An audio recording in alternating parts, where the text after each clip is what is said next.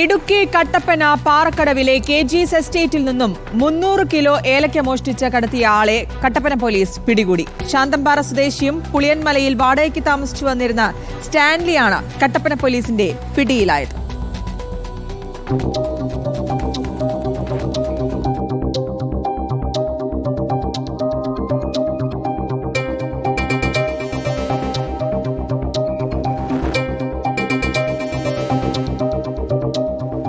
കഴിഞ്ഞ മാസം 15-ാം തീയതിയാണ് വൻ മോഷണം നടന്നത്.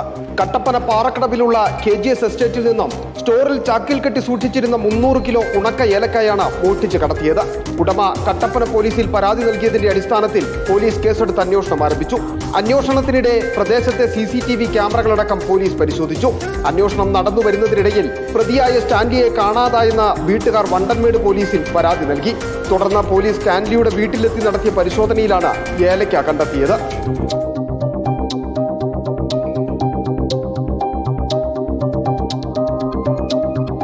പിന്നീടുള്ള അന്വേഷണമാണ് വഴിത്തിരിവായത്. പോലീസിന് ലഭിച്ച രഹസ്യ വിവരത്തെ തുടർന്ന് വണ്ടൻമേട് ഭാഗത്ത് വെച്ച് ഇയാൾ പോലീസിന്റെ പിടിയിലായി. പിന്നീട് നടത്തിയ ചോദ്യം ചെയ്യലിൽ മോഷണ വിവരം ഇയാൾ പോലീസിനോട് വ്യക്തമാക്കി.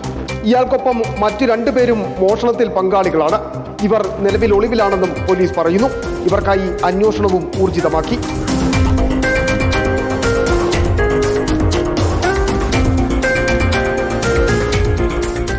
സ്റ്റാൻലി മോഷണം മുതൽ കൊച്ചറ, അണക്കര എന്നിവിടങ്ങളിലെ 5 മലചരക്ക് വ്യാപാര സ്ഥാപനങ്ങളിൽ ചില്ലറയായി വിൽപ്പന നടത്തി. ഇതിനുശേഷം ഈ പണം മോഷ്ടിച്ച മറ്റു 2 പേരുടെ അക്കൗണ്ടുകളിലേക്ക് ഇട്ടു നൽകി. ബാക്കിയുണ്ടായിരുന്ന ഏലക്ക സ്റ്റാൻലിയുടെ വീട്ടിൽ സൂക്ഷിച്ചു. കട്ടപ്പന പോലീസ് സ്റ്റാൻലിയെ അണക്കരയിലും കൊച്ചറയിലെയും കടകളിലെത്തിച്ച് തെളിവെടുപ്പ് നടത്തി. ഇവിടെ നിന്നും വിൽപ്പന നടത്തിയ ഏലക്കായും കണ്ടെത്തി. മോഷണം പോയ മുഴുവൻ ഏലക്കായും തിരിച്ചു കിട്ടിയതായി പോലീസ് പറഞ്ഞു. കട്ടപ്പന ASP രാജേഷ് കുമാറിന്റെ നിർദ്ദേശപ്രകാരം SHO മുരുകൻ TECയുടെ നേതൃത്വത്തിലുള്ള അന്വേഷണ സംഘമാണ് പ്രതിയെ പിടികൂടിയത്. കോടതിയിൽ ഹാജരാക്കിയ പ്രതിയെ റിമാൻഡ് ചെയ്തു. മോഷ്ടിച്ച ഏലക്ക വിൽക്കാൻ കൊണ്ടുപോയ വാഹനവും പോലീസ് കസ്റ്റഡിയിലെടുത്തിട്ടുണ്ട്.